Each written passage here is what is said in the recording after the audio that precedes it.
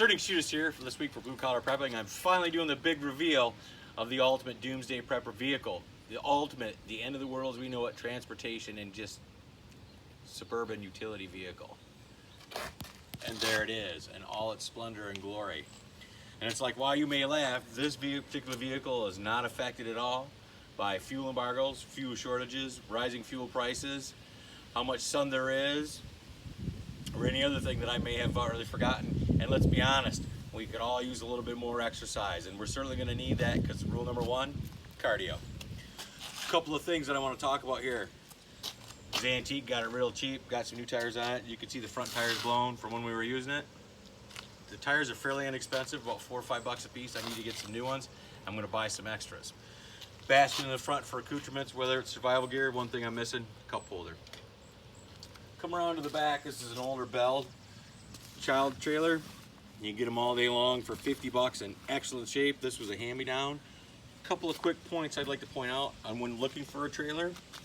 Of course, I'm not a big fan with kids, but I've seen a lot of folks in our homeless community put pretty much everything they own on the back of this, and they can have quite the spread when they're camping. It holds an awful lot of stuff. Maybe not necessarily in weight, but it's probably good for about 100 pounds. Is that all these little attachment points, which of course you can't see. Let's see if I can find one. You can see that are tethered to the actual trailer. This actually folds down for nice storage. It actually hangs on my wall. It's about this thick, by about that big, by about that wide. Tires come off and everything. But all of the pins and attachment points are tethered to actual frame of the thing, so you can't lose them. You fold it in, put it up, you don't have to search for anything. So it really, truly is a quick deployment vehicle. Of course, tires, you gotta always worry about tires and air pressure. You gotta have one of these. Actually, I'm looking for one of those fancy ones. It's just a tube that attaches to the bike. Haven't found one yet for the $10 I'm willing to spend on. I've seen a lot of ones for $40. But this is a nice attachment. The good thing about this is I can just stand here and just use this. Better yet, have my spawn do it. Attaches real simply. No tools are necessary for either putting it together or actually attaching it to the bike.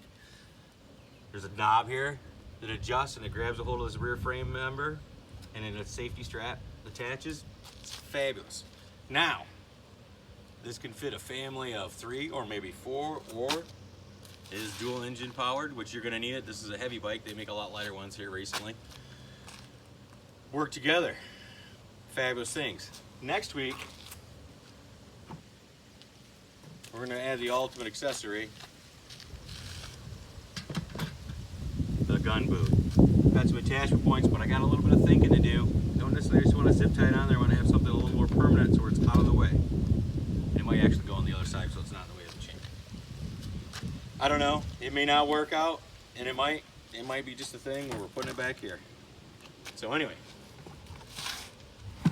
all your fancy diesel powered, hybrid, electric, solar charged hoo-ha is just all that. It's just technological marketing hoo-ha. The ultimate end of the world as we know it vehicle. And quite frankly, in the community you live in, you probably should be using it now anyway.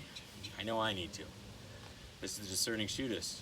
As always, be good, be safe. If you can't be safe, be good and dangerous.